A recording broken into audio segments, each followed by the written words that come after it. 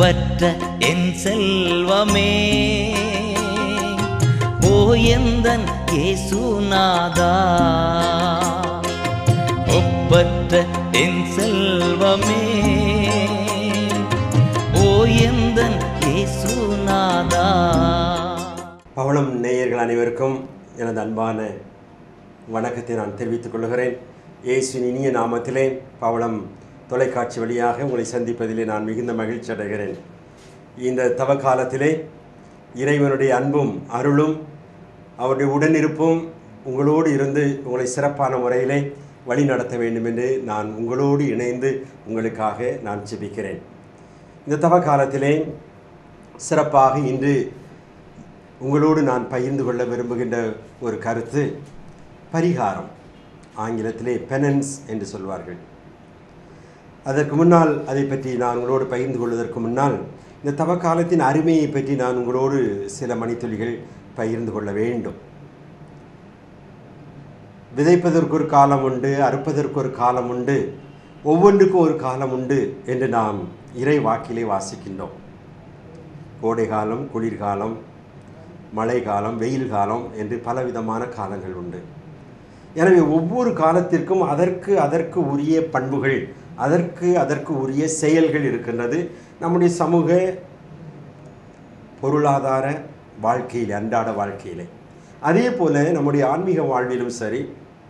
ஏனென்றால் மனித வாழ்க்கையிலே முழு மனித வாழ்வு என்று சொல்லும் பொழுது சமூகம், பொருளாதாரம், கலாச்சாரம், ஆன்மீகம் அனைத்தும் இணைந்தது தான் அது முழு மனித தன்மை என்று நமக்கு தெரியும்.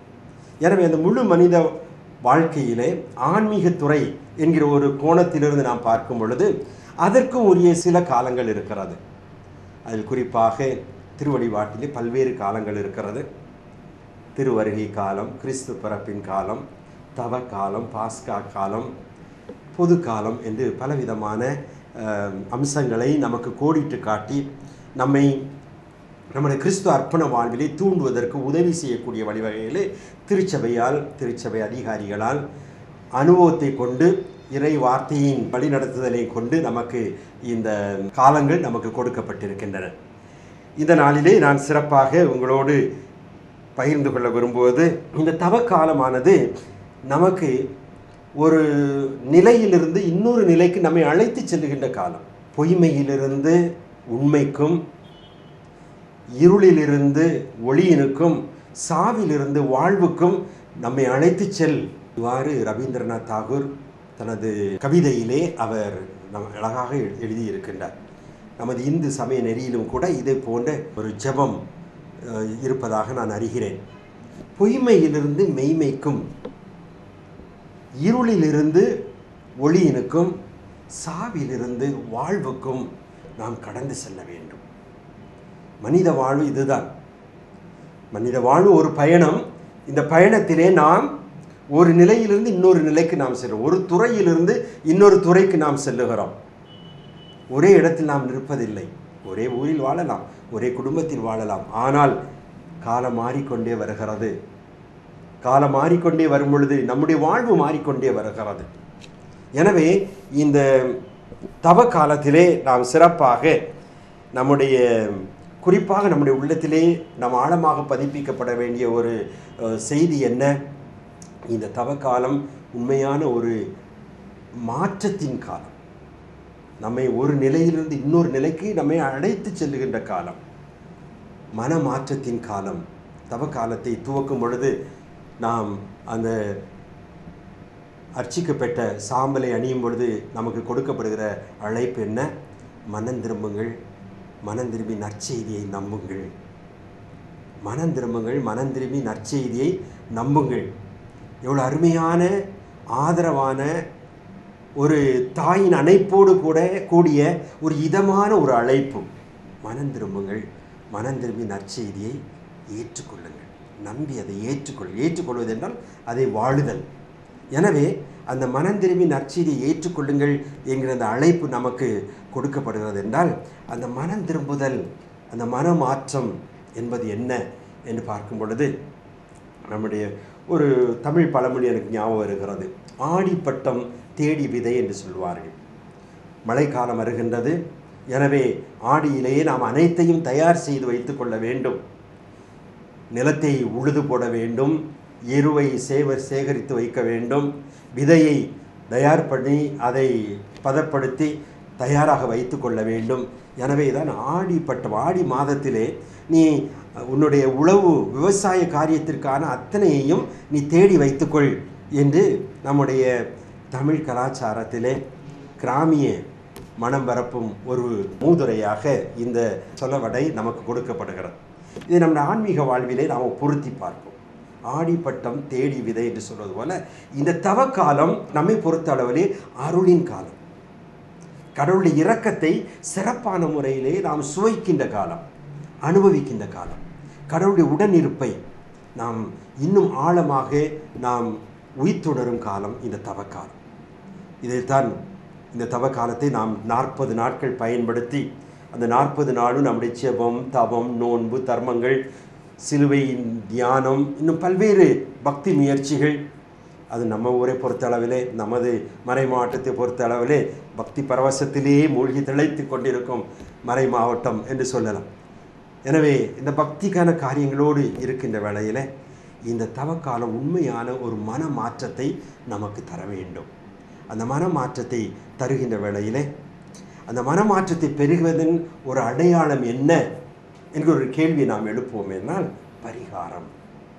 பரிகார வாழ்வு.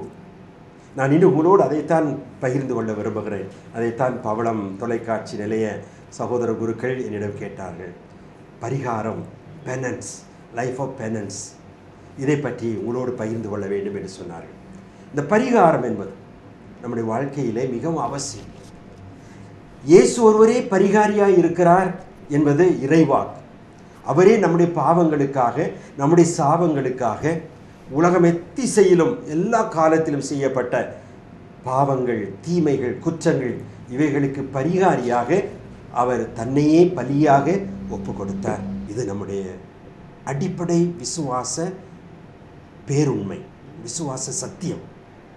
எனவே பரிகாரியாய் இருப்பவர் இயேசு. நாம் பரிகாரம் என்று சொன்னால் நாம் இயேசுவோடு இணைந்துதான் அந்த பரிகார வாழ்விலே நாம் நிலைத்து நிற்க முடியும்.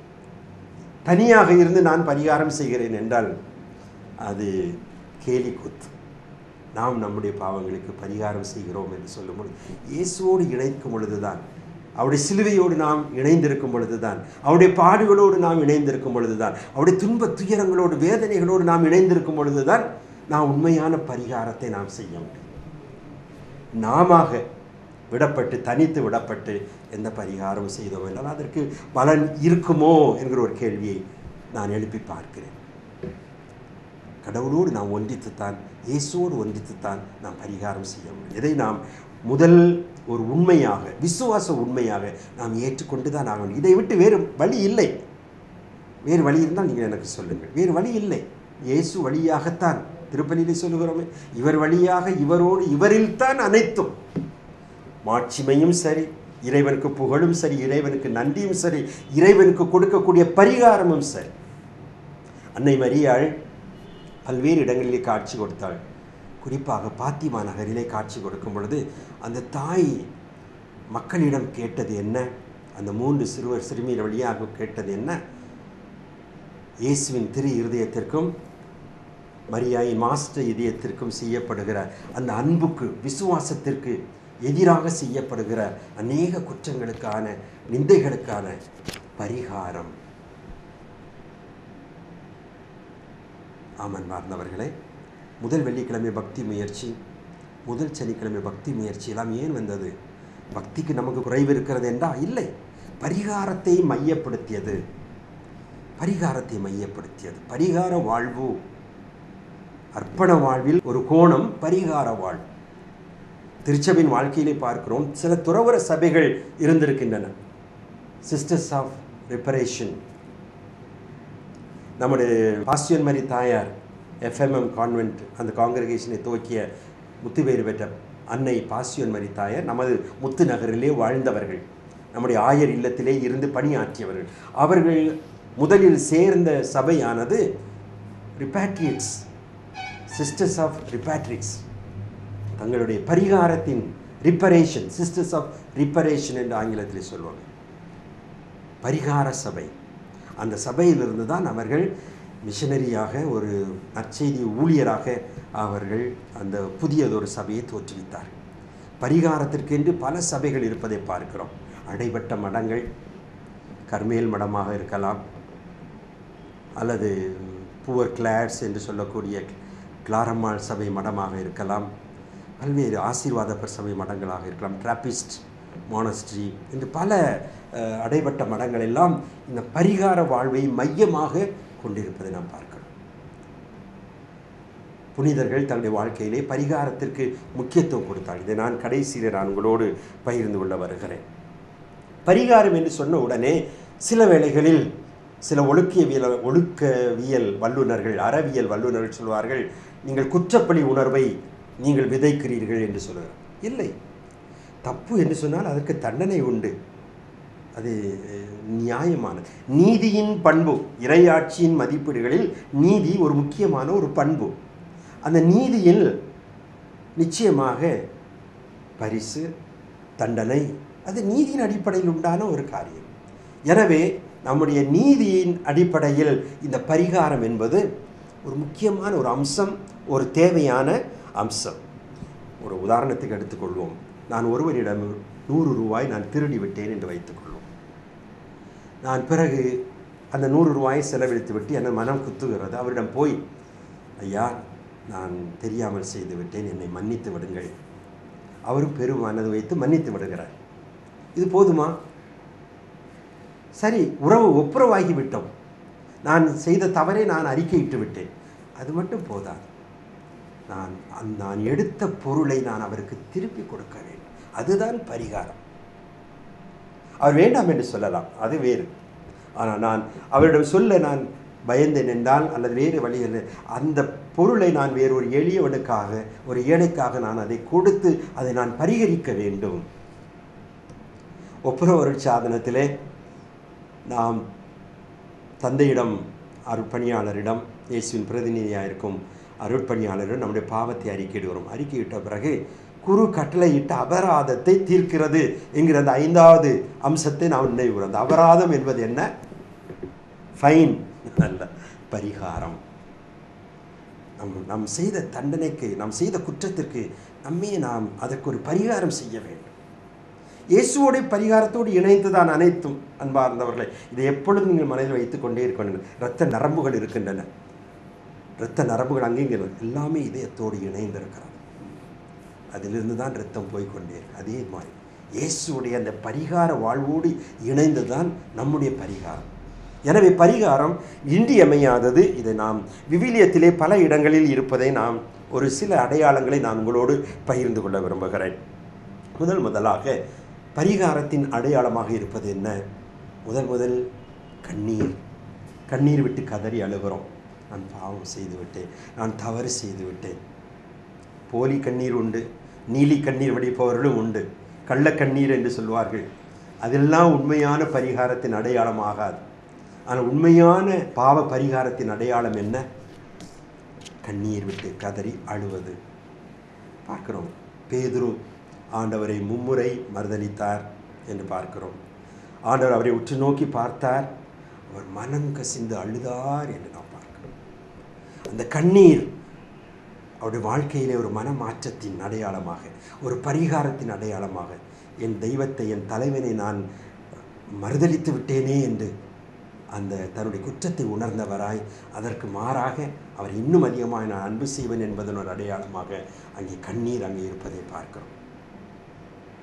நாத்தான் இறைவாக்கினர் தாவீதிடம் வந்து சொல்லுகிறார். அவனுடைய குற்றத்தை உணர்த்தும் பொழுது தாவீது கண்ணீர் விட்டு அழுகிறார், கண்ணீர் விட்டு கதறி அழுகிறார். அந்த கண்ணீரானது அவருடைய இதயத்தை, உருகிப்போன அந்த இதயத்தின் ஒரு வெளிப்பாடாக இருக்கிறது. இந்த பரிகாரத்தின் தன்மையை துவக்கி வைக்கும் ஒரு நிலையாக இந்த பாவ பரிகாரத்திற்கான கண்ணீர். ஒரு கதை சொல்வார்கள். ஆண்டவர் சம்மனசரிடம் சொன்னாராம், உலகத்தில் மிக அழகான ஒரு பொருள் கொண்டு வாருங்கள், விலை மதிப்பு அடங்காத ஒரு பொருள் கொண்டு வாருங்கள். இன்னொரு பல சம்மனஸ்கள் பல பொருட்களை கொண்டு கொடுத்தார்கள், மிக உலக பார்வையிலே விலை மதிப்பு. ஒரே ஒரு குட்டி சம்மனஸ் ஒரு சின்ன படிகச்சிமிழிலே ஒரு கண்ணாடி குடுவையிலே ஆலயத்திலிருந்து அழுது கொண்டிருந்த ஒரு இளைஞனுடைய கண்ணீர் துளியை எடுத்துக்கொண்டு கொடுத்தார். அதுதான் கடவுளுக்கு மிகவும் பிரியமானதாக இருந்தது.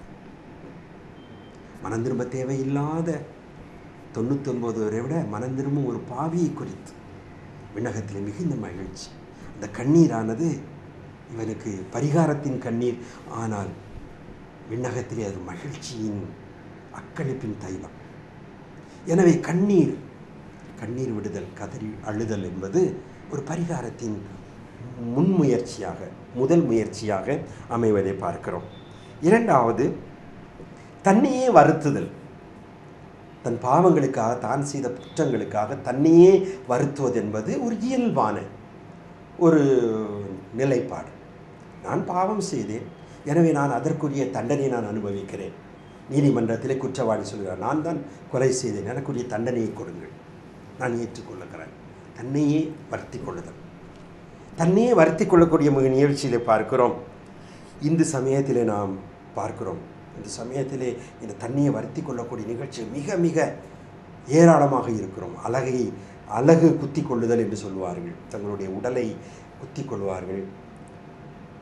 காவடி எடுத்தல், சுமை சுமந்து கொண்டு ஆலயங்களுக்கு திருத்தலங்கள் செல்தல், பாத யாத்திரை, காவியுடை உடுத்துதல், உறவுகளிலிருந்து விலகி நிற்றல், புலால் உணவை தவிர்த்தல், உணவிலே கட்டுப்பாடு, ஒழுக்கத்திலே கட்டுப்பாடு என்று 40 நாட்கள் அல்லது வெள்ளிக்கிழமைகளிலே என்று குறிப்பிட்ட காலங்களிலே அவர் தங்களையே வருத்தி கொள்ளக்கூடிய காரியமான. அந்த ஒரு நாள் நான் கன்னியாகுமரிக்கு போகும் பொழுது அந்த போக்குவரத்து தடைபட்டது. என்ன என்று கேட்டேன். பறவை காவடி வருகிறது. என்ன பறவை காவடி என்றால் என்ன? ஒரு தூண்டில் போல பெரிய சங்கிலிகளும் கம்பிகள் எல்லாரும் உடலை கிழித்து கொண்டு தொங்கிக் கொண்டு நம்முடைய இந்து சகோதரர்கள் தங்களுடைய ஆலயங்களுக்கு செல்வதை பார். ஏன் இந்த தங்களையே வருத்தி கொள்ளுகிறார்கள்?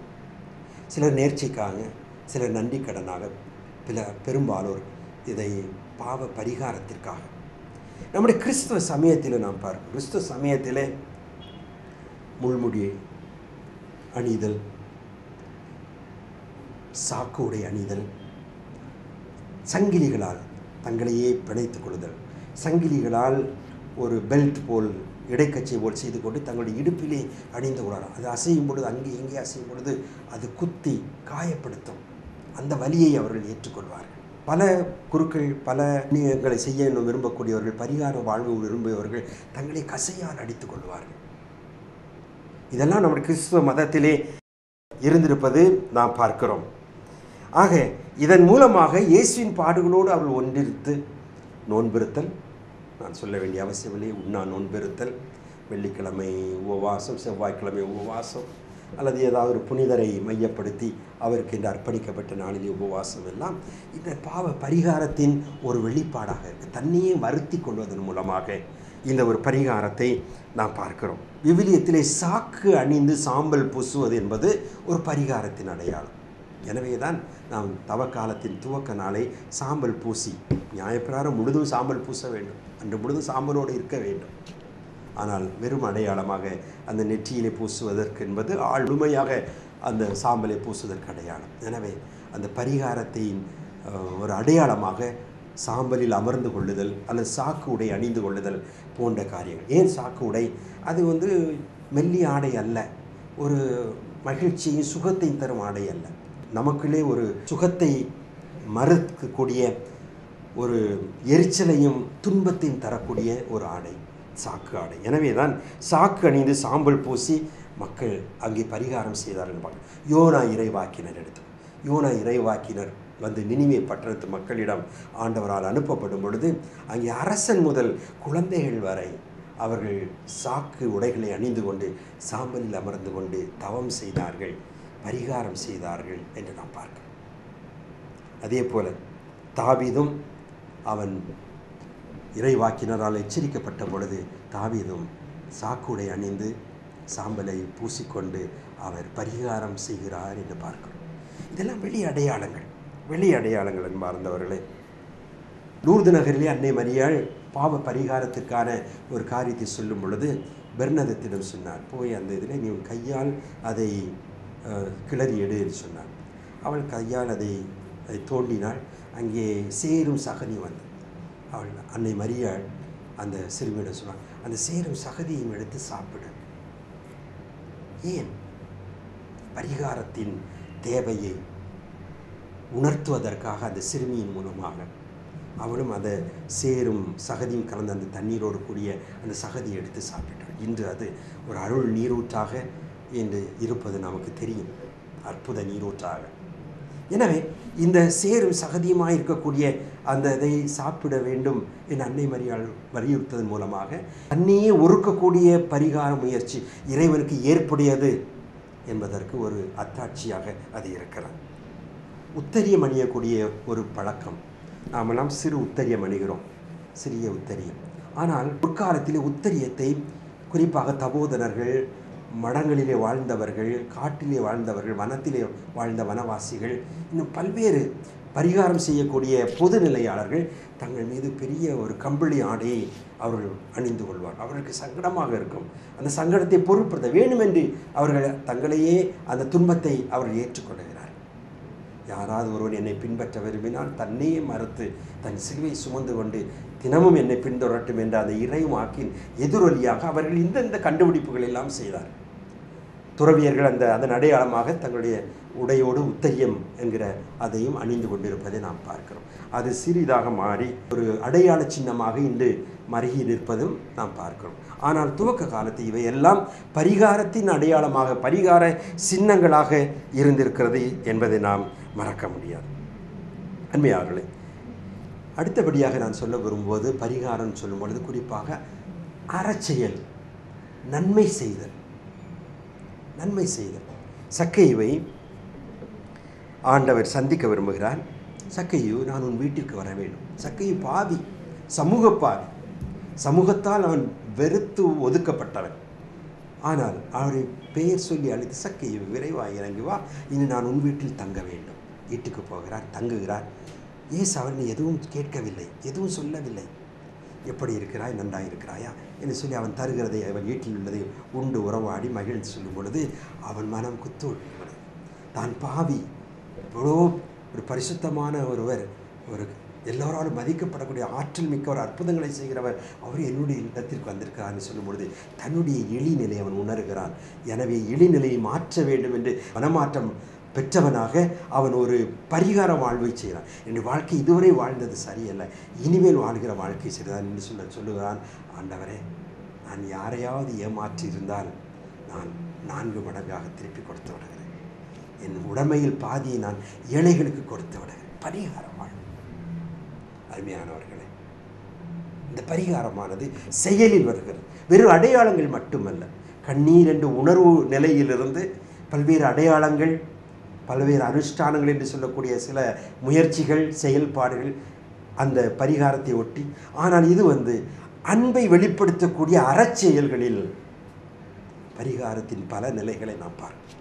இந்த அறச்செயல்கள் மிக மிக முக்கியமானவை. அனைத்து பரிகார காரியங்களும் இந்த அறச்செயலுக்கு இட்டு செல்ல வேண்டும். உன்னுடைய கண்ணீர், நீ கரமெரித்து மன்றாடுது, மண்டியிட்டு முழங்காலில் இருந்து பல மணி நேரம் செபித்து விட்டு எல்லாம் முடிந்தது என்று விட்டால் அந்த பரிகாரம் நிலைத்து விட முடியாது. இயேசு தன்னையே சிலுவையில் பலியாக ஒப்பு கொடுத்து அந்த பலியின் பயன் எல்லா மக்களுக்கும் விடுதலையும் வாழ்வுமாக மலரச் செய்தார். எனவே பிற மக்களுக்கு விடுதலையும் வாழ்வையும் தரக்கூடிய அளவுக்கு நீ செய்யக்கூடிய ஜெபம், நீ செய்யக்கூடிய தவம், நீ செய்யக்கூடிய நோன்பு, நீ படக்கூடிய துன்பங்கள் அனைத்தும் அதை நோக்கியவாக அந்த அறச்செயலாக அது மலர வேண்டும். நீ படுகிற துன்பங்கள், வேதனைகள் கூட உன்னுடைய பாவங்களுக்கு பரிகாரமாக மட்டுமல்லாமல் அதை பிறருடைய பாவங்களுக்கு பரிகாரமாக ஒப்பு கொடுக்கும் பொழுது, பிறருக்கு ஏற்ற வகையில் நம்மையே மனம் மாற்றக்கூடிய அளவிலே அது பயன்படக்கூடியதாக மாறும் பொழுது தான் அது உண்மையான பரிகாரமாக இருக்க முடியும். எனவே அருமையானவர்களை, ஆடைகளை வழங்குகிறோம், உணவு வழங்குகிறோம்.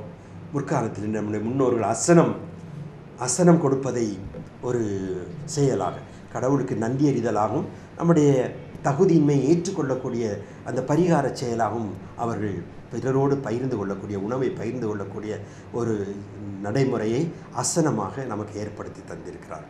அதுவும் தவக்காலத்திலே பெரிய வெள்ளிக்கிழமைகளிலே கஞ்சி ஊற்றுவது அல்லது உணவு வழங்குவது, ஏழைகளுக்கு உணவு வழங்குவது என்பது நம்முடைய குடும்பங்களிலும் நம்முடைய திருச்சபைகளிலும் நம்முடைய சபைகளிலும் உள்ள செயல்பாடுகள். இது நாம் அறிவோம். எனவே ஆடை வழங்குவது, உணவு வழங்குவது, இரத்த தானம் கொடுப்பது, பண உதவி செய்வது, பல்வேறு வகையிலே நம்முடைய இந்த மன பரிகாரத்தை ஒரு செயல் வழியாக நாம் வெளிப்படுத்துவது என்பது மிகவும் ஒரு உன்னதமான ஒரு பரிகார செயலாகும். அடுத்தபடியாக இறுதியாக சொல்வது, நாம் பரிகாரம் வாழ்வு என்று சொல்லும் பொழுது நம்முடைய சொந்த விருப்பத்தை எடுத்து வைத்துவிட்டு இறைவனுடைய திருவுள்ளத்துக்கு நம்மையே பணிந்து வாழ அர்ப்பணிப்பு. அதுதான் உண்மையான பரிகாரம். யோனா தன் இஷ்டம் போல வாழ விரும்பினான். ஆனால் தண்டிக்கப்பட்ட பொழுது, அவன் திமிங்கலத்தின் வாயிலிருந்து வெளிக்கொண்டு வரப்பட்ட பொழுது, அவன் கடவுளுடைய திட்டத்தை நான் நிறைவேற்றுவேன் என்று. கடவுளுடைய திட்டத்தை நிறைவேற்றுவது உண்மையான பரிகாரமாக. கடவுளுடைய திட்டம் மனச்சாட்சியின் பிரகாரம் நமக்கு கொடுக்கப்படுகிறது. கடவுளுடைய திட்டம் நம்முடைய நற்செய்தியின் வழியாக நமக்கு கொடுக்கப்படுகிறது. கடவுளுடைய திட்டம் நமக்காக நியமிக்கப்பட்ட அதிகாரிகள் வழியாக கொடுக்கப்படுகிறது. அரசராகமத்திலே நாமான் என்பவரை பற்றி உங்களுக்கு தெரியும். நாமான் தொழுநோயால் பீடிக்கப்பட்டார். இறைவாக்கினர் எலியாசிடம் வந்தார். அப்பொழுது இறைவாக்கினர் என்ன சொன்னார்? நீ போய் யோர்தான் ஆற்றிலே உன்னை கழுவு, 7 முறை நீ குளித்து எழுப்பினால் நீ நலமாவாய் என்று. அதை செய்ய அவன் விரும்பவில்லை. ஆனால் இறைவனுடைய திட்டம் நீ கூட பெற வேண்டும் என்றால் இதைத்தான் நீ செய்ய வேண்டும்.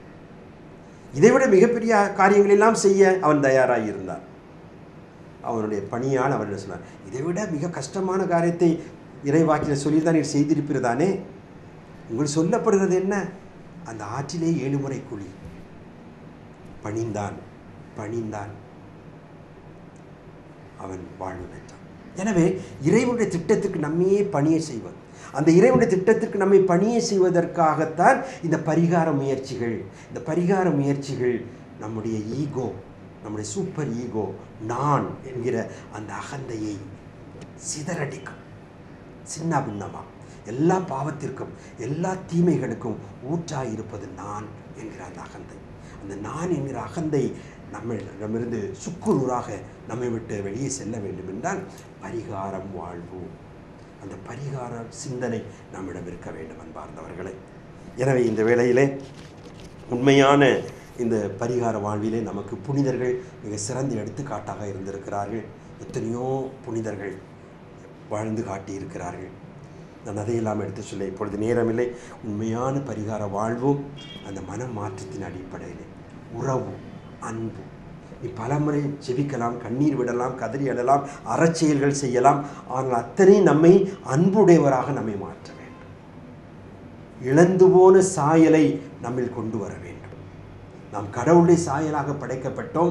நம்முடைய பாவத்தால், நம்முடைய சுயநலத்தால், நம்முடைய ஆணவத்தால், நம்முடைய ஆசாபாசத்தால், நம்முடைய சாபக்கேடுகளால் அந்த சாயலை நாம் மறைத்து விட்டோம்.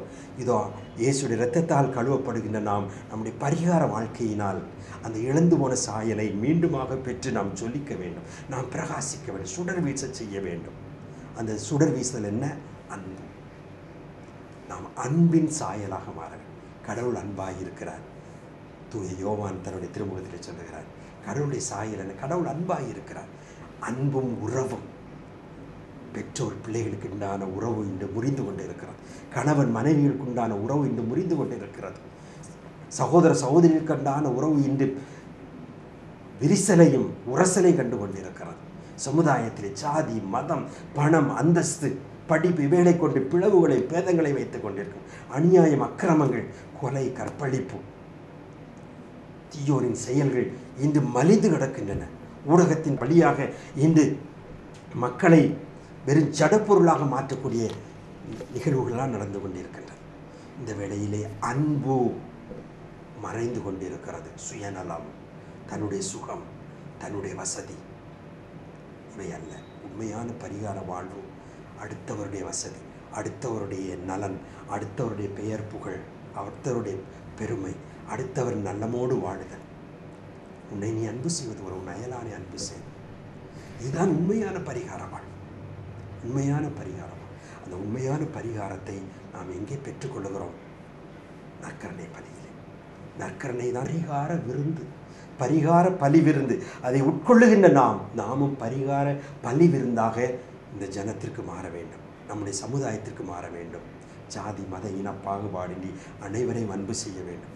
ஏழை எளியவர்கள், குறிப்பாக வாழ்வின் கடைநிலையில் உள்ளவர்கள், விளிம்பு நிலையில் உள்ளவர்கள், அவர்கள் மீது தனி கவனம் கொண்டு அவர்களுக்கு அன்பை காட்டுவதற்கு நாம் அழைக்கப்படும். எனவே அன்புமிக்க நண்பர்களே, இந்த சிறிய நேரத்தில் நான் உங்களோடு பகிர்ந்து கொண்ட இந்த செய்தியை குறித்து நான் இறைவனுக்கு நன்றி கூறுகிறேன். நான் முதலில் இதை என் வாழ்க்கையிலே செயலாற்ற வேண்டும்.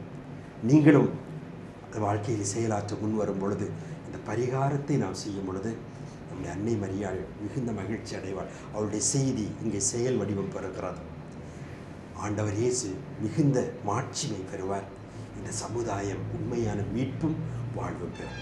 இந்த தவக்காலம் உண்மையிலே ஒரு பயனுள்ள காலமாயிருக்க பரிகார வாழ்வை நாம் மேற்கொள்வோம். அந்த பரிகாரம் வெறும் பக்தி பரவசங்களுக்கும், வெறும் அர்த்தமற்ற சடங்குகளுக்கும் அல்லது வாடிக்கையான ஒரு நிகழ்வுகளுக்குள்ளும் நாம் அவைகளை சிறை வைக்காது, உண்மையான மனமாற்றத்திற்கு இட்டு சென்று பிறர் வாழ உண்மையான அன்பின் கருவிகளாக, அன்பின் தூதுவர்களாக நம்மை மாற்ற நமக்கு பயணம் அளிப்பதாக ஜெபிப்போம். அன்பு ஆண்டவரே, இந்த செய்தியை கேட்ட ஒவ்வொருவரையும் பரிகார வாழ்வுக்கு நீர் இட்டு சென்று அந்த பரிகார வாழ்வின் மூலமாக இந்த உலகிலே உண்மையான அன்பு, உண்மையான உறவு, உண்மையான சமத்துவ சகோதரத்துவ மனிதநேய உறவு தலைக்கச் செய்கிறார். இவ்வாறு நீர் விரும்பிய இறையாட்சி வருவதாக. ஆமென்.